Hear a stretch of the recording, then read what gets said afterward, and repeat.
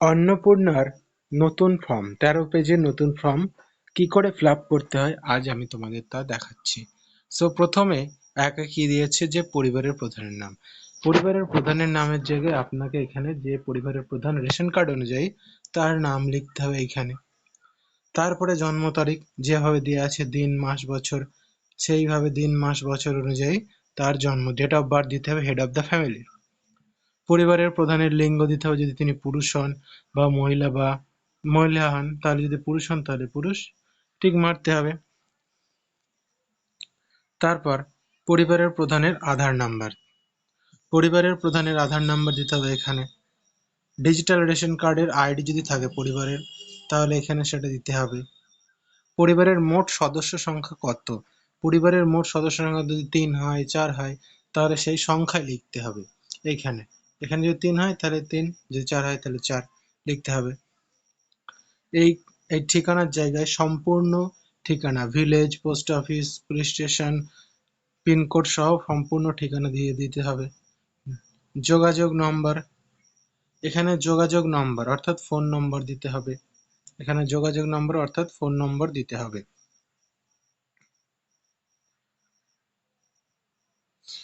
নাম, জন্ম তারিখ, লিঙ্গ, পরিবারের প্রধানের সঙ্গে সম্পর্কের আধারে নং, পরিবারের সকল সদস্যদের।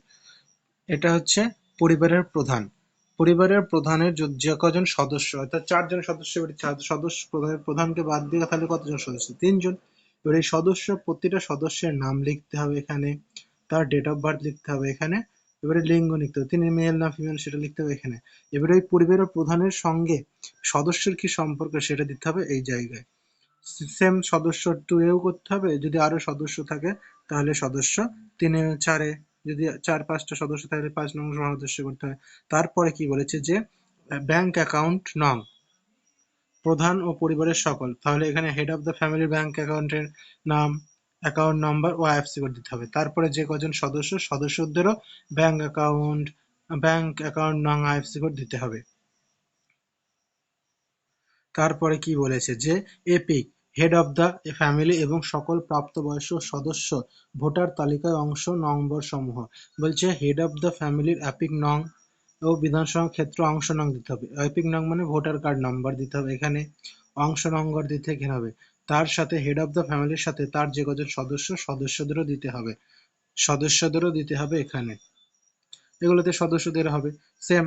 আর বিভাগ অর্থাৎ তুমি যে কাস্টে বিলং করো, জেনারেল না এসসি না এসটি না ওবিসি, সেটা টিক দিতে হবে। যদি জেনারেল হয় তাহলে জেনারেল ইউআর, যদি এসসি হয় তাহলে এসসি টিক মারতে হবে এভাবে। তারপর বলছে যদি রেশন কার্ড থাকে, বলছে যদি রেশন কার্ড থাকে তাহলে হ্যাঁ, আর যদি না থাকে তাহলে না। যদি থাকে তাহলে সেই রেশন কার্ডের ধরন কি, অর্থাৎ AYY না PHH না SPHH না RKSY1 না RKSY2, এইসব দিতে হবে। যদি PHH হয় তাহলে PHH এ টিক মারবেন, যদি RKSY1 হন তাহলে RKSY1 এ টিক মারবেন। এবারে বলছে পরিবারের রেশন দোকান থেকে মাসিক মাসিক রেশন তুলছেন কিনা, যদি পরিবারের দোকান থেকে মাসে মাসে রেশন তোলে তাহলে হ্যাঁ দিতে হবে, আর যদি না তোলে তাহলে না দিতে হবে। বাড়ির ধরন, আপনার বাড়িতে কি ৩ বা তার বেশি পাকা ঘর রয়েছে, যদি আপনার বাড়িতে ৩-এর বেশি পাকা ঘর, ৩ অর্থাৎ ৩টে পাকা ঘর বা ৩-এর বেশি পাকা ঘর থাকে তাহলে হ্যাঁ দিতে হবে, আর যদি পাকা ঘর ৩-এর কম থাকে তাহলে না দিতে হবে, না দিতে হবে। বলছে পারিবারিক জমি হবে, পরিবারের সদস্যদের মোট জমির, এবারে যদি মোট জমির তাহলে চাষের জমি থাকে তাহলে মোট জমির যে শতকরা পরিমাণ সেটা এখানে লিখতে হবে। যদি আপনার কোনো অবাণিজ্যিক মোটর চালিত চাকার গাড়ি 4 চাকার, অর্থাৎ অবাণিজ্যিক মানে যেটা কোনো বাণিজ্যের কাজে লাগে, আপনার ব্যবসার কাজে লাগে, এমন যদি কোনো গাড়ি থাকে তাহলে সেটা দিতে হবে হ্যাঁ, আর যদি না থাকে তাহলে না দেবেন, আর যদি থাকে তাহলে হ্যাঁ দেবেন। হ্যাঁ দিয়ে গাড়ির রেজিস্ট্রেশন নাম্বার লিখতে হবে এখানে, কটা গাড়ি আছে সেটা লিখতে হবে এখানে। পরিবার ভিত্তিক স্বাস্থ্য বীমা, যদি স্বাস্থ্য বীমা থাকে তাহলে হ্যাঁ লিখতে হবে, এবং যদি স্বাস্থ্য বীমা থাকে হ্যাঁকে হাতে রাইট চিহ্ন করে আপনার তার বিবরণ, প্রিমিয়ামের বিবরণ দিতে হবে। যদি সদস্যদেরও থাকে তাও দিতে হবে, এবং দিতে হবে যে সেটি সরকারি না বেসরকারি, যদি সরকারি হয় তাহলে সরকারি, আর যদি বেসরকারি হয় তাহলে বেসরকারিতে টিক মারবেন, আর যদি স্বাস্থ্য বীমা নাই থাকে তাহলে না মেরে দেবেন। তারপরে কি বলেছে যে কোনো সদস্য কি আয়কর বা পেশাগত কর প্রদান করে, অর্থাৎ কোনো কর কি যদি প্যান বা টিডিএস এরকম কিছু কাটে অর্থাৎ ট্যাক্স দেয় তাহলে হ্যাঁ দিতে হবে, আর যদি না দেয় তাহলে না দিতে হবে। এবার যদি ট্যাক্স দিয়ে দেয় তাহলে হ্যাঁ দেবে। আর বলেছে পরিবারের সদস্যদের প্যান কার্ড যদি থাকে, যদি পরিবারের সদস্যদের প্যান কার্ড থাকে, হ্যাঁ দিতে হবে, হ্যাঁ দিয়ে প্রতিটি সদস্যের প্যান কার্ড নাম্বার লিখতে হবে। হেড অফ দ্য ফ্যামিলির নাম নাম দিতে হবে এখানে, তার প্যান নাম্বার, সদস্যের নাম দিতে হবে এখানে, তার প্যান নাম্বার এখানে, সেম সব সদস্যদের তাই দিতে হবে। এবারে কর্মসংস্থানের ধরন, যদি পরিবারের প্রধান মানে যদি পরিবার কি ধরনের চাকরি করে, অর্থাৎ কাজ করে, সরকারি ক্ষেত্রে না বেসরকারি ক্ষেত্রে না পার্ট টাইম, না যদি কৃষক হয় তাহলে এখানে টিক মারতে হবে। সদস্যদেরও সেম, যদি বেকার হয় তাহলে বেকার, আর না যদি সরকারি ক্ষেত্রে কাজ করতে সরকারি ক্ষেত্রে। তারপরে কি বলেছে, যে বলেছে যে পরিবারের কজন শিক্ষিত, যদি শিক্ষিত দুজন হয় তাহলে দুজন এখানে লিখতে হবে বা তিনজন, যে কজন শিক্ষিত সে কজনের সংখ্যা এখানে লিখতে হবে। আর যে কজন শিক্ষিত সে কজনের সংখ্যা এখানে লিখতে হবে, আর যে কজন অশিক্ষিত সে কজনের সংখ্যা এখানে লিখতে হবে।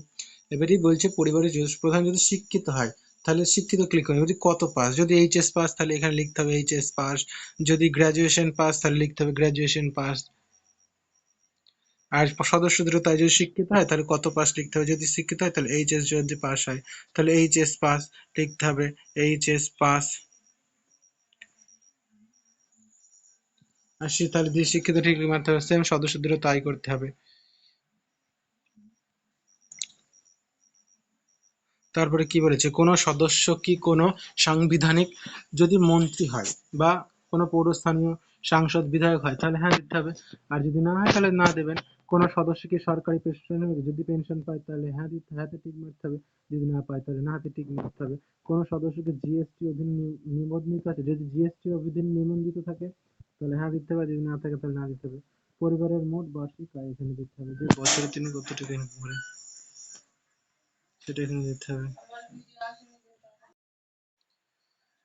বলছে যদি সিএ আবেদনের বর্তমান অবস্থা যদি থাকে তাহলে, যদি থাকে তাহলে আবেদন করা হয়েছে, আর যদি না থাকে তাহলে প্রযোজ্য নয় বলে দেবেন।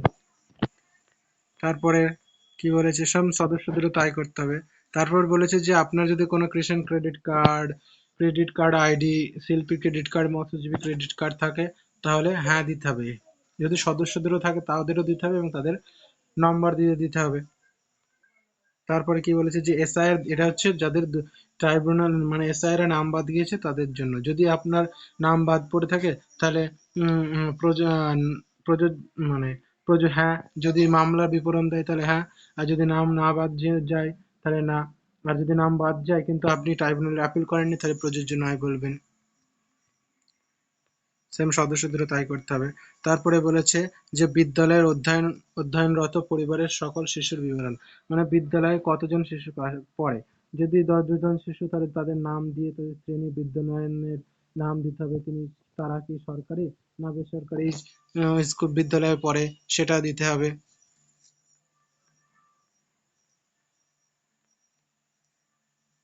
শিশুদের টিকাকরণ, যদি শিশুরা টিকাকরণ দেয়, যদি শিশুর টিকাকরণ হয় তাহলে টিকাকরণ হ্যাঁ মারতে হবে, আর যদি না হয় তাহলে না মারতে হবে।